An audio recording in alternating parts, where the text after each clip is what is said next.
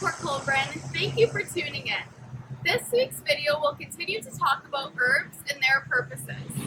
Last week we talked about their culinary and medicinal means. So now we are going to talk about why and how herbs were used for their aroma in the 19th century. Physical evidence of aromatics can be traced back to the ancient Egyptians. Clay tablets were found that indicate the use of aromatics. They recorded the importation of cedarwood and cypress into Egypt. This proves that there was a want and desire to obtain herbs in this time.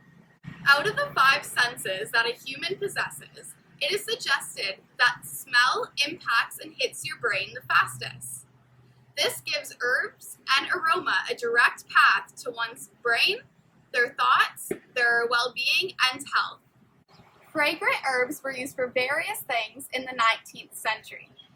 They were used to make potpourri, oils, lotion, perfume, and used for cleaning. Herbs were desirable for their clean scent. Anything that smelled clean was thought to promote good health.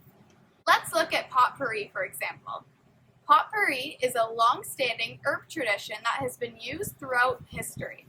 People would use potpourri to create a new and fresh-smelling scent to be put in different rooms in their house and for other purposes. Typically, multiple herbs, flowers, and spices are incorporated into a potpourri. Another fantastic example of herb use in the 19th century is floral water. The modern-day word for this is a hydrosol or distillate. This water would be nicely scented and distilled with the herbs along with their medicinal and fragrant properties. This water was used as a perfume, for bathing, and as a facial cleanser. Now we are going to make our own floral water, and we encourage you to try at home with us. All we need are herbs, plants, flowers, a cooking pot, and water. First, we need to pick some flowers to incorporate into our floral water. As you can see in the video, we cut the roses off their bush at least 10 inches from the petals.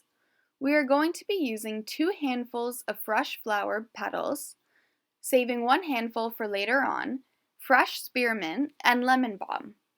In the 19th century, they would have brought the pot filled with distilled or fresh water to a boil over their fire or stove. When the water comes to a boil, remove the pot from the heat. Add 1 handful of the flower petals and all of the spearmint and lemon balm into the pot and allow it to sit with the lid on. After the 30-minute period is over, we are going to filter out the herbs and plants. You can use cheesecloth or a strainer, and we are going to add the second handful of rose petals into the pot. Allow this to sit in the sun for 30 minutes. It is recommended to leave the lid on to keep the heat in. Now we are going to strain this liquid with cheesecloth or a coffee filter, making sure to remove all of the solid particles. This should now be poured into glass jars and shaken very well, and try to remember to shake the bottle before each use. Drying herbs is a traditional and perfect way to preserve herbs. This helps store the herbs' culinary, fragrant, and medicinal properties for longer.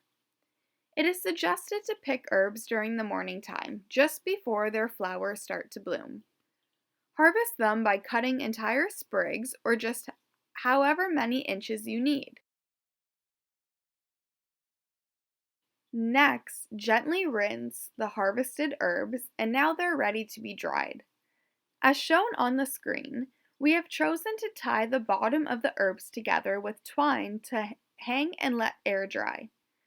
Another approach suggests to shake off the excess water, pick the leaves or part of the herb from stem, and set down on a bedsheet, window screen, or newspaper. For each method, make sure to keep herbs out of the direct sunlight. Sun will allow for their oils to escape, thus losing their desired properties. The herbs need to completely dry before preserving. Excess moisture on or around herbs will promote the growth of mold. Let your herbs dry until they crumble easily or are brittle. Store herbs in an airtight container or jars to preserve them.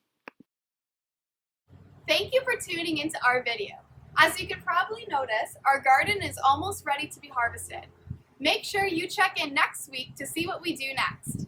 See you soon, Port Colborne!